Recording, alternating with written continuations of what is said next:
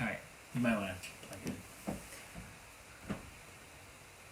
Alrighty, we are live with another episode of Good, Bad, and Ugly Real Estate Show, where we bring to you week by week playlist of what has happened, what is happening, and the issues that we're dealing with, and the things that we've overcame.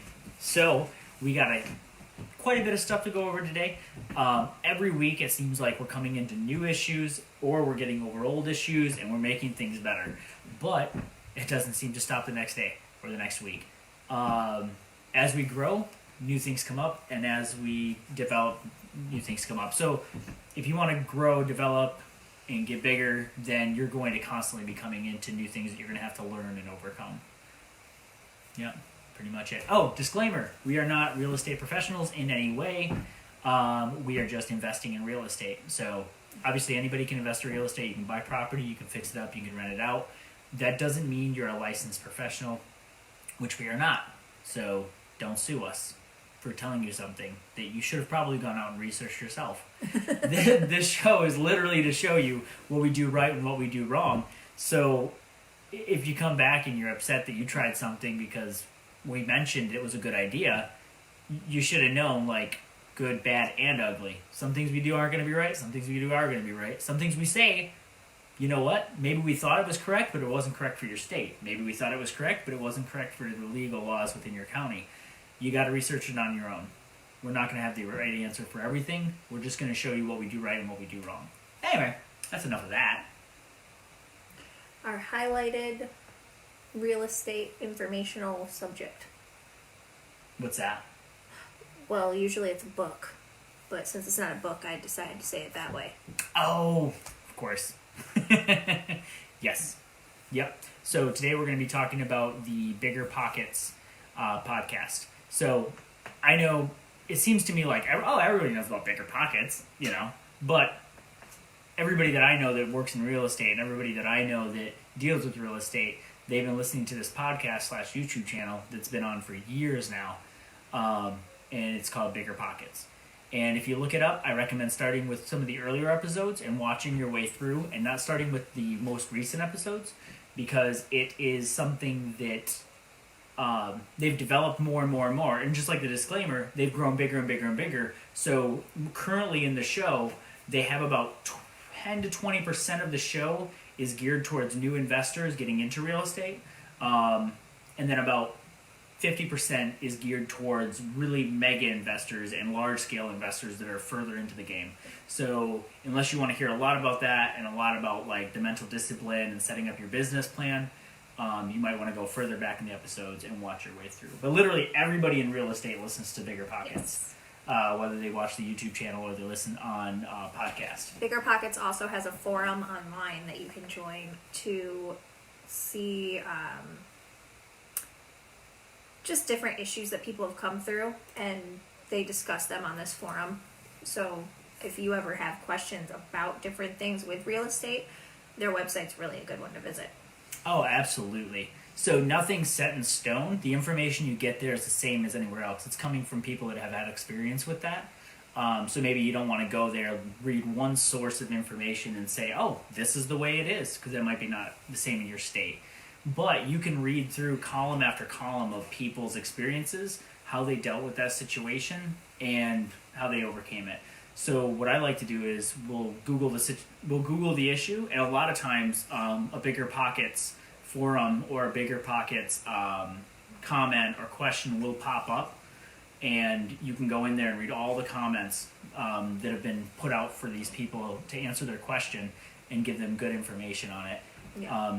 And then also, it's too easy. I've posted a couple questions on there myself, and within a day or so, I had like tons of comments from people that knew a lot about real estate investing in different areas, and a lot of good feedback that really pointed me in the right direction. So if you're ever in a struggle, you can post on there, and there's a good chance somebody knows the answer on there for you, and they can just pull you right into the right direction. Yep. House hunt. House hunt. Yes. So our house hunt is going... It's continuing. It's continuing. The house hunt continues. We always say, look at 5 houses, land 1. We're on like 7 houses now. Not that there's not good deals out there. We actually just pulled up a bunch of good deals. Yes. That I analyzed this morning at 4 a.m. because I couldn't sleep. But we analyzed a bunch of good deals, found another bunch of good houses that would work really well. And the reason we did that is because we always want to have those backups for the houses we already have coming to us, because you never know when you're going to run into that issue that's going to tell you, all right, this house isn't going to work. You thought it was, yep, but it's not.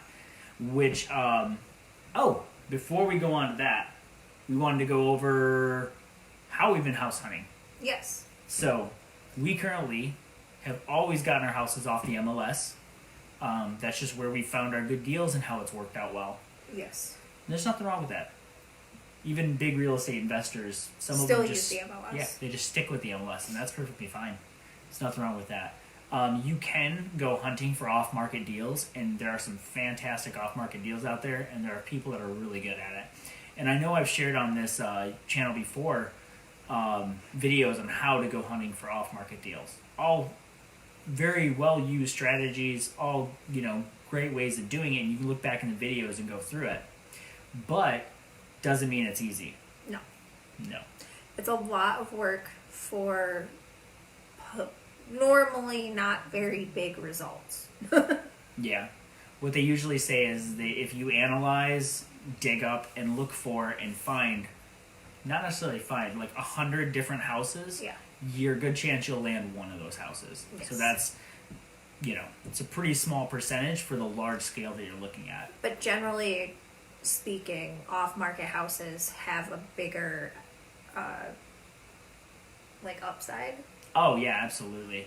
So you might find a house for $30,000 that if it were on the market would have been on the market for $80,000.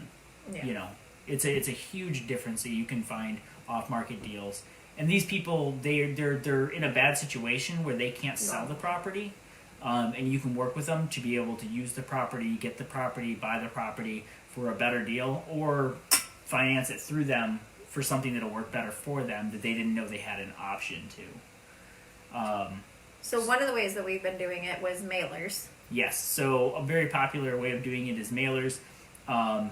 People say that it's even used still today, where you really just go to the tax website and you pull up their permanent address, where they're getting taxed through, and then you pull all those permanent addresses and you mail them out letters, contacting them, letting them know that you're interested in the property that you found that they owned. And it's supposed to be a pretty good way of doing it. We've yet to have good luck with it. What did we got contacted by one person? We got contacted by one person, and with these mailers, you can't do an in-depth look at every house before you send out a mailer. You just can't. It's difficult, yeah. Too much volume for you to be able to cover that many houses and figure out if they're really a good option. The best thing to do is just to send out mailers, and then once they contact you, kind of look deeper into the house. Yeah. Which is what we did with the house that we got contacted back by. Yeah, if you're doing massive in-depth research on each one of these properties that you're trying to mail, it's going to take you forever, and you're not going to get good results. So what we did was we did like a half in-depth. We would look up the issue with the property, whether it was back taxes or it just looked in shambles, or they owed a lot of money on it or anything like that with mortgage companies, and they were failing to pay the payments. And then we would go from there. We'd look up a picture of it and say, okay, it's a valid house. Because a lot of times you might get a lot of land on the tax website, but it's difficult to tell sometimes if it is a lot. Yeah. So you Google the address. Okay, the house is still there. It's standing. It looks like it's a valid house. And then you send out a mailer at that point. Yeah. So the mailer that we got contacted back on, we ended up going out to the property to check it out to see, is this really one that we want? We didn't want it. No. Not only was the property well overgrown and really in bad shape, really bad shape.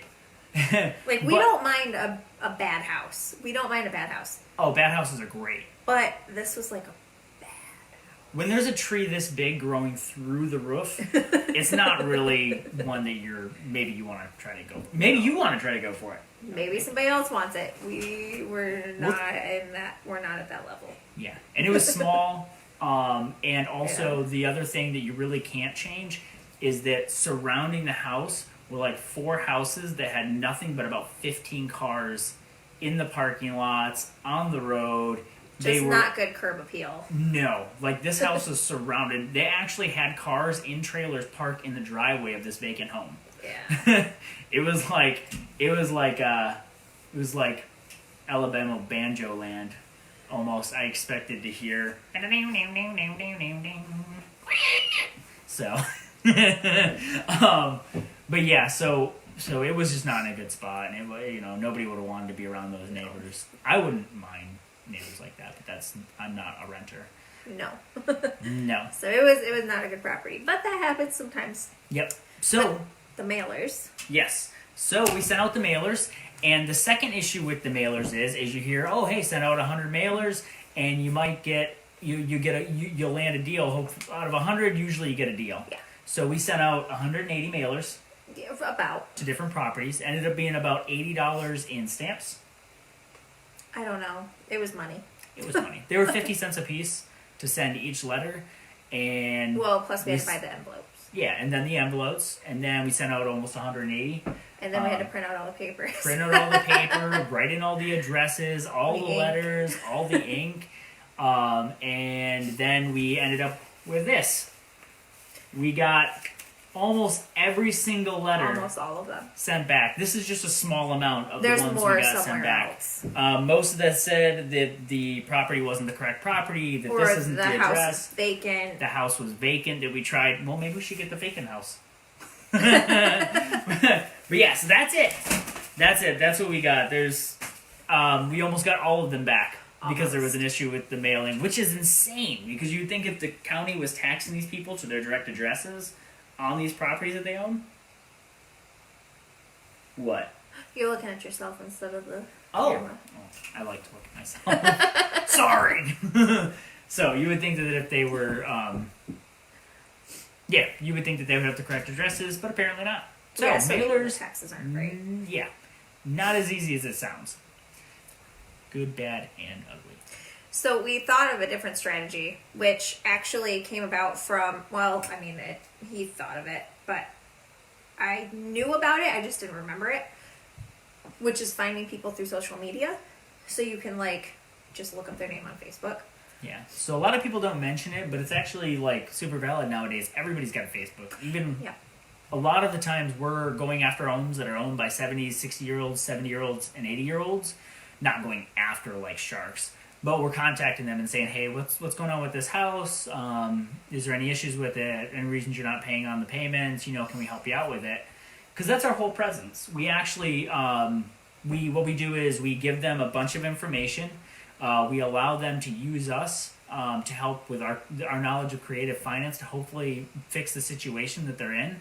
And then we tell them, hey, the reason we're giving you all this information and we're doing all this work for you is so that we can also present you with our fix for your situation that would benefit both of us. You can take what you want. You can take all of our information that we're giving you on creative finance and different methods of getting out of jams, and you can use that, or you can work with us on how we present our offers to them as well. So we're trying to provide a service, and so that's kind of how we're presenting it. So anyway, 70, 80-year-olds, 60-year-olds, a lot of them have Facebook. We use a website called Intellius. It's a pretty good website for digging up information on people, finding their Facebooks and their family members' Facebooks. So we tried going through and just finding all these people, their Facebooks, their family members' Facebooks, their social medias, and messaging them from our real estate group. Yes. Well, our real estate page. Our real estate page, yeah. And it worked out, man. We got one reply.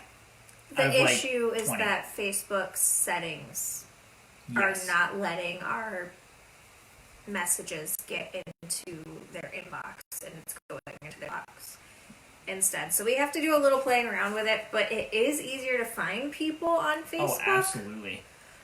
So I think that that's still a valid way for us to do this. And the reason I say this is because years and years ago, the first house we ever bought, it was a tiny, tiny little house in Michigan.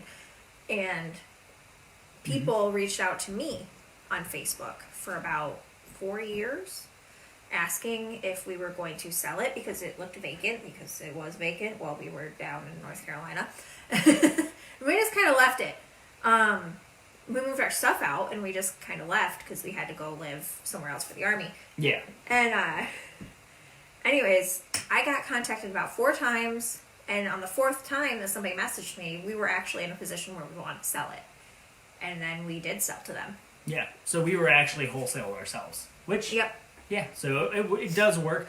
What we found is, though, so I have a lot of people that I realized on my Messenger that have been trying to get a hold of me for real estate reasons. Yeah. And their messages kept getting weaned off into the depths of Messenger. So if I went into my profile on Messenger, not on Facebook, but on Messenger, maybe on Facebook too, I don't know. But nobody ever goes there. So you go, I went to my profile on Messenger, I went into message requests, and then when I went into there, I had about 15 to 20 people that had messaged me saying, hey, I want to know about real estate. Hey, if you're looking for real estate. Hey, I'm a wholesaler. Hey, I'm this. And I had no idea that those were there for like forever. I hadn't looked at them in like months. So we're pretty sure that a lot of our messages, because we're not friends with these people currently, they've never liked our page either, it's going straight to that area that really doesn't get seen for a long time. Unless they're vigilant about checking their message requests, which I never do. Do you? I didn't know the spam folder existed. Yes. So Facebook has a spam folder pretty much, and that's probably where a lot of them are going. Yes. A few other ways that we've been doing it, we've been mass emailing, and we have been sending out text messages, pretty much, mass text. But, hey, we'll see. We'll see. And before you hate on us for being the spam people, we're not. We're actually finding these properties in distress, and we're trying to provide good information to people that don't know how to get out of real estate distress, getting them out of real estate distress through different finance means that we know about. A lot of people don't know about. We know about. So we can do this for them. We just got to get a hold of them. It's sad because, the people we pull up on these lists, I started doing this a year ago or so, just testing the waters, and a lot of the properties I found ended up going to tax auction. They lost the properties and they went to tax auction, and we probably could have gotten them out of the bad situation they were in. Right. So instead of their house ending up at a tax auction, they get something out of it. They're going to lose it anyway. So if they get something out of it, that's better off than getting absolutely nothing and having it ripped away. I can take these houses that people think are, just a burden on them and nobody wants, and I can take them, I can work with them, get them either cash flow for the rest of their lives, or I can get them a large payout if they allow us to draw up some contracts and work with the property for a while. We can get them a lot of money and a lot of benefit out of these properties that they think they're going to lose for nothing. So, but got to get a hold of them. All right, so we're not going to hail up on that too much. That's how we've been doing with our, But we get a lot better luck on the MLS. So far, we've only ever dealt with properties on the MLS, and it's been working out well. So no problem there either. We're going to move on to our next thing. The loan update. Okay, yeah, so our loan update. We were working with this bank. I had vetted a few different banks and happened upon a bank that seemed to have the better numbers. And then, one of my guys that we invest with reached out to me and said, hey, are you sure these are the best options we have? And I said, well, I don't know. It seems like it. Local banks are supposed to have some of the better options. I vetted a few banks. And he said, well, how about we look out a little bit further? I said, yeah, all right, cool. Yeah, sure. No, sounds good. I said, and he did some research, and I was doing some research. I think Elise was doing a little bit of research too. Probably. What was it? We found a few different banks. He was trying to really get us to find a 30-year fixed loan for a commercial property. One that didn't limit us to only so many properties. And what I'm tracking is pretty hard to find, but you know what? Fixed loans in the commercial space are pretty much a unicorn. Yeah, it's kind of like the unicorn. That's what everybody says too. They're like, good luck. And good luck getting approved for them if you find them. But I don't really think that we need a fixed loan anyways, because the way that we do things, we can always refinance it into something else to get the money back into the commercial loan. So I don't really think it's that big of a deal. Just because, we can get it out before it varies.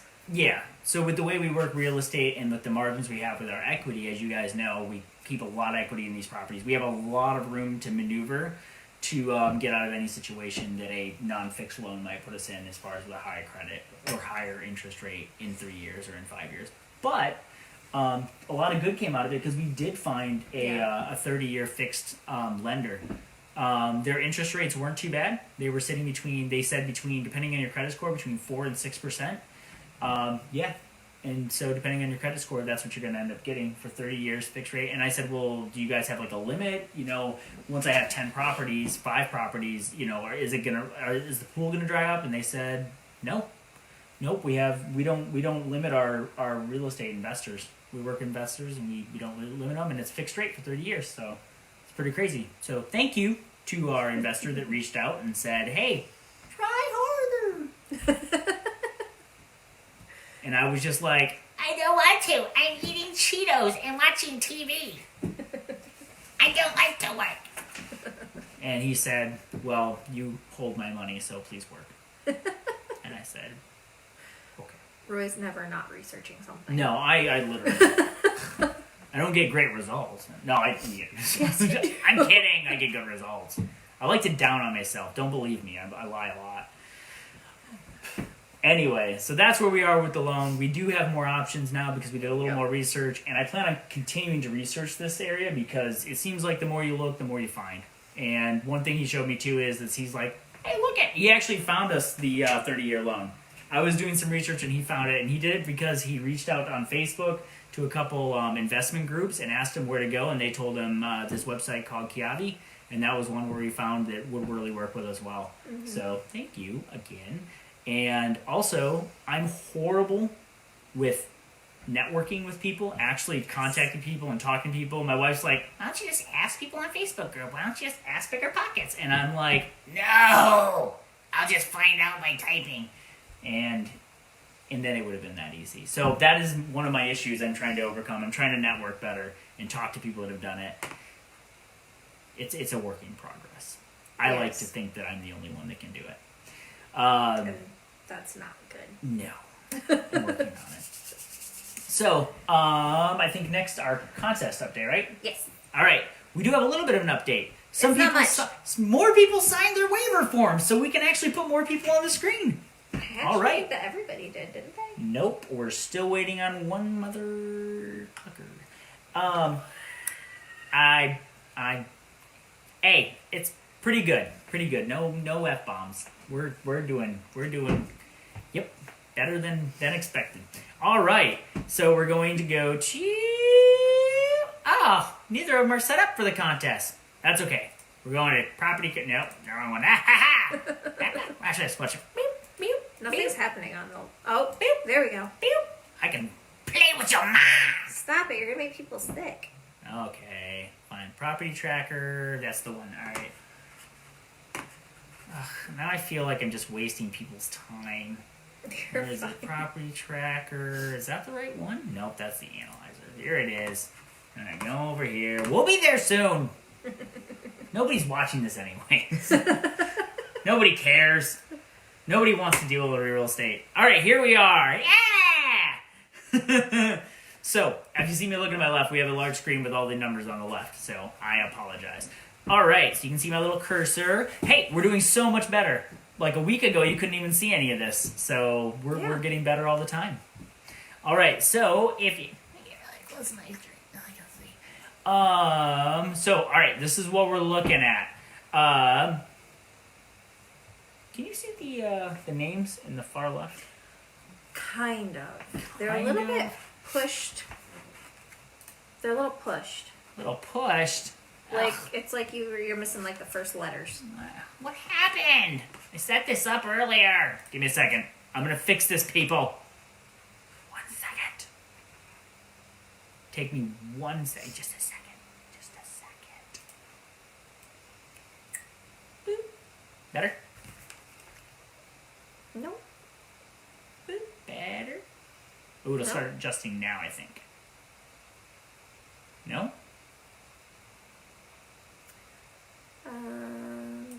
How about now? There we we go. Ah, right, there we go. Can you still see the numbers on the right? You know what? Those numbers aren't as big a deal. Cool. See, I'm like a wizard with this thing. High tech. I am a computer mastermind. Alrighty. So, back on track. We have names now. We got Kelly, Gary, Mike, Dewey, Shy, Jerry, and Blank Man, because we still have one. Waiting on one. Paperwork. Getting people to sign crap is the worst. If any of you guys have suggestions on getting me to have people just get on their email and sign something, it would be fantastic. Believe me. Oh, no, we have no problem getting people to sign for money that they sent us. None whatsoever. They want to track that. That's important. Getting them to sign a disclaimer so we can put their name on a piece of paper, that's a different story. And they've already expressed that they're fine with it. Yes. They're like, just do it. And I'm like... They just haven't signed the waiver. So it's not like we're pressuring them to do the thing. Oh, no. They want to. They want to. They just haven't signed the paper. So if you're watching this, do it!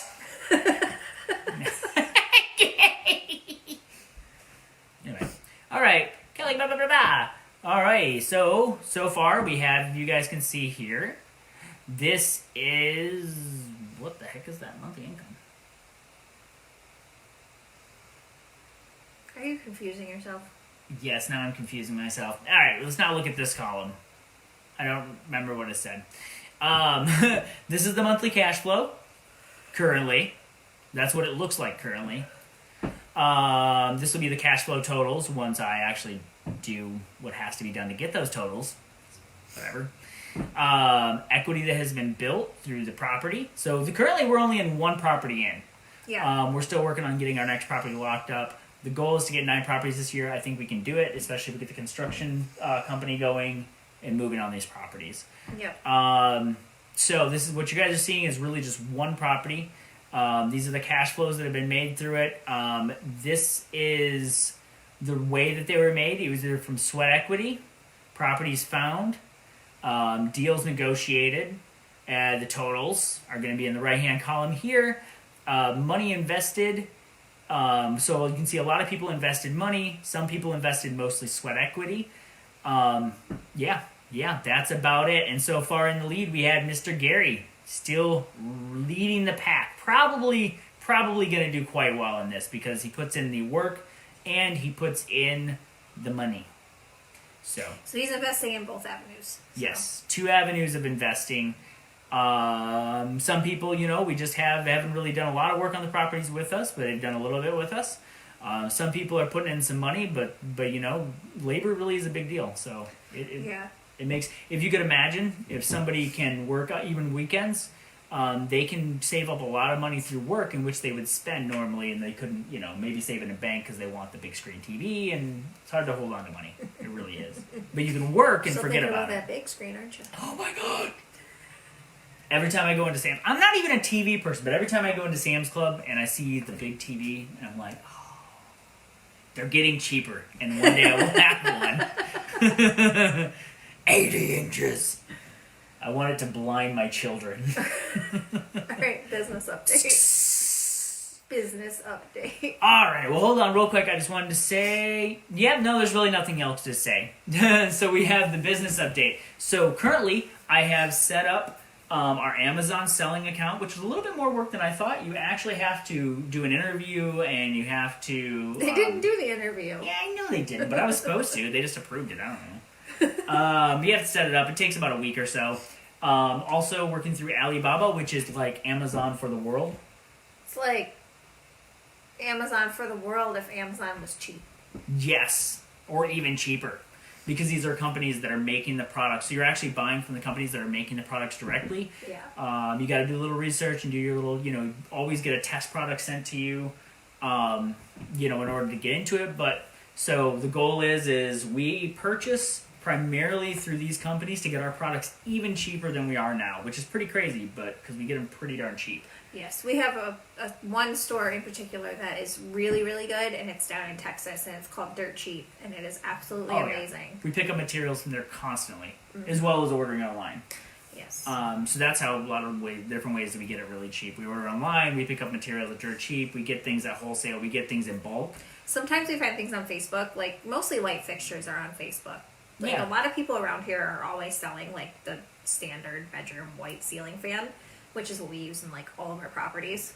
Yeah. So My we wife pick just those gets, up. she just gets down and dirty with it. She scans through the sales sites, picking up stuff all the time. Works out quite well. So if you don't have a lot of money and you're trying to get into this, like, don't go to Home Depot and Lowe's. Just No. don't do it. As little as possible. That is where all the money goes. Yeah. You can actually order almost anything that you can pick up and carry from Amazon. It's quite incredible. And you can get good deals on a lot of it. Yes. But now we're going to Alibaba. We're going to start ordering materials from there in bulk, and we're going to be getting better deals on it. Don't worry, we're going to be proofing and testing all our materials before we order in bulk and actually use them in our properties. Yes. And nothing that is subpar, under standard, under code. We still like to think that we get good, expensive materials for cheap because we find them from the directly from the manufacturers and stuff like that. So that's what we're doing with Alibaba. And on top of that, so we will be able to sell get our materials. We'll have them ship it directly to Amazon. The Amazon will hold the materials, and then we order from our own company. Therefore, we're buying our own product, and whoever else finds our products online will also be able to purchase our products online, and we'll make actually more money for the construction side of the Dragon Realty business. It's not the Dragon Realty business. It's good, bad, and ugly business kind of deal. How do I get us back to normal? Why do you want that? Because we're on to a different segment. All right. We're going back to normal. I don't know. I got lots of different screens. We can go to this screen. We can go to this screen. Stop it. Oh, actually, I kind of forgot to go over this one just a little What bit. is that? This is how we track and divide up our properties. So we're doing the down and dirty wholesale type search for different properties. Not that it's worked out very well yet, but this is kind of how we organize it. So we have the different Why isn't methods. it over there? Oh, it doesn't need to be over there Oh, okay. because it's on the screen. I got this. Just curious. See, I can pull it up over there. Just go here. Boom. There it is. Oh. So, if you can look at the top, this is how we find our You properties. can't read a dang thing on that page. You're not supposed to, because I don't want anyone to get my properties. I actually minimized all the properties so you can't see them.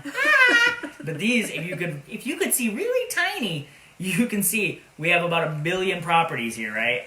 So That's we got a about lot. 1 billion properties. It goes into different colors because the different colors are the different methods of which we are getting properties in, right? So you got different colors for different methods of property. And if you look at the very You top must be here, driving for dollars. yes, green is driving for dollars. So we found a lot of properties just driving around and looking for properties that look underutilized and out of shape. Yeah. If you can look at along the top here, okay, my cursor's there. I'm not going to actually do it. Along the top here, gotta use not pointing. You can see that we have the means in which are named by color scheme. So for rent signs, delinquent taxes, HUD homes, Facebook, listed foreclosures, Craigslist, driving for dollars, for sale signs, eviction records, out-of-state owners, small owners, or same owner. So you see, an owner owns a lot of different properties that are underutilized. Then Anyway, so these are all the different ways we're finding them. We categorize them by color, and not only do we do that so that we can know how we found these properties, but also we can distinguish between them because we can go up here and we can sort them, and we can pull up the properties by color. Boop, boop, boop, boop. You can't see it. Anyway, I can change the color. Boom. Give it a second. It's got to load. I don't think that's how that works. Oh, There we go. So all the colors that we have found in this method is at the top. All the colors we found in this method is at the top. You can also go and distinguish them by factors. So if two properties... Oh, it's actually blank. it's going to change. Oh, There's a delay. I forgot. So we can go to A to Z too, right? So if we go A to Z... boop, as soon as it loads. 3, 2, 1. All right, if we go to A to Z, what we get is we get the properties next to each other. So if we found a property through Driving for Dollars, which is this one right here, and then underneath it, we found a property, actually these three right here. So if you see they have a number 3 next to them, which means they have 3 factors in which are in common, or the properties, all 3 have different issues that are bringing them to our attention. So one is on the MLS. It's also been found Driving for Dollars, and it's also been found through Orange, which I don't remember what Orange stands for, but it's another method in which we have for finding properties. So Excel kind of like helps you out. You can actually find out what properties and what different types of distress, and if there are multiple methods of distress. To the right, we actually use to track the different ways in which we've contacted them. So, right here is phone calls, right here is text messages, right here is email, right here is Facebook, blah, blah, blah, blah, blah. So not to spend too much time on this, but I wanted to go over this earlier. And then we just put in here the date in which we did the attempt at contacting them, and that way a year from then or 3 or 4 months from then, we can do it again knowing the date we did it. So different means and methods. Just want to go over that in a minute. I know, my wife's looking at me like, okay. That's stupid, don't do it. No, you're just at 40 minutes. I'm at 40 minutes. Nobody's going to watch this anyways. All right, we're going back to us. Hey, we're back. All right, so what is next? Issue. I told you I wouldn't remember the issue. I don't remember. I know. So the farmhouse was looking like a very promising property for us. And then we got our quote from our insurance company. And our insurance company has been great with all of our houses. Oh, fantastic. All of our houses have had a very low price for insurance. For what we're getting out of the product, absolutely. Right. So we were expecting a similar estimate. Maybe a little hike? Yeah, a little bit, because it is a bigger property. Yeah. It actually has land. The rest of our houses really don't have land. They're just lots. But this house has like about 2 acres. Mm-hmm. And it has an outbuilding. And the house itself is just huge. So yeah, 2,000 square feet. So it's a bigger building, right? But we already have a house that's 2,000 square feet. So nothing that we're not used to. Yes. So we did not realize that having a house so far out of town would raise your insurance so much. So our insurance quote that we got back was $2,800. To put that in perspective, we usually get between $900 to $1,000 on our insurance per year, which is really cheap. It's great. Yeah. So to have one that jumped up to $2,800 really messed with our numbers. It ruined the numbers on the house completely. So we ended up calling our insurance agent and letting them know, hey, this is really, really, really high. What can we do? And she said, well, we have like a sub company. Yeah. So I can try running it through their numbers and see what they come back with. So she ran it through there and got it down to $1,800 a year. Was it 18? Yeah, so she got it down to $1,800 a year, which is better. It is better. Still didn't leave us with great margins on our numbers. Yeah. So I have reached out to another insurance agent as well. I haven't heard back from them. I'll call them on Monday. And I'm going to check with a few other insurance companies to see if anyone else is more rural friendly. Yeah, so we are going to be on top of researching lenders and properties, and we're going to be researching more insurance companies and seeing what we can do with it, if we can do anything with it. Right, because like we've said before, if it doesn't match your numbers that you need, it's not the right house. No matter how awesome the house is, how good you thought the deal was going to be, any of that. If the numbers say that it's not going to match up, then you can't do it. No, you can't fit a round peg through a square hole. I think you can. Can you? If the round peg's a lot smaller than the square hole. Yeah. Or if the square, you can't put a square, whatever. So you can't actually make it work if it's not going to work. You might have your hopes and dreams set on a property, but if the numbers don't work, and if it doesn't work out that way, you got to cut your losses sometimes, which we haven't cut them yet. We're still working it. We're still working on that house because for the right price, it's still a good deal. We just have to find the right insurance company and the right lender. Yes. And so yeah, it could be still a good deal, but if it's not going to be a good deal, we're going to cut it. Yep. Also, another thing we might do is that we might actually consider remodeling it to sell it because it has a ton of equity in it. Maybe it's not good for a long hold, but it does have a ton of equity into it, and if our investors are actually keen on investing in it to sell it, then we might just pull out, $90,000 out of it or so and let her go. Yep. So we shall see. I think that's about all we have for today. Yes. Are you sure? Yes, because we have another show on Tuesday. We do. So we're doing this one on Saturday because we missed the last Monday because our computer stuff was down because we had crappy computer stuff. And now it's up, and now we're good. So we'll be back on Tuesday, back on track. Yep. Thank you for viewing and coming and talking to us and asking great questions today. Again. No, you're looking at yourself. Oh, I know. I'm so good looking. I'm sorry. The camera's up there. I'm a horrible human being. So anyways, nobody actually came in and viewed us at all. Actually, But- Dan Kaczynski said hello. What? Who did? Yeah, Dan Kaczynski, he said hello. Oh, hey, Dan. Boy, it's been forever. That's what he said. Well, geez. Did you not tell me about this earlier? I didn't see it until after he had said it, like, a while, and then he wasn't there. Oh. Well, hi. If you come back and watch the end, hello. You can Sorry, you she can didn't- reply to his comment. She didn't do her job. I'm sorry. I'll reply to the comment. I'll tell you that I said hi. Whatever. All right. Well, that's it. I'm going to end it as soon as I find the button.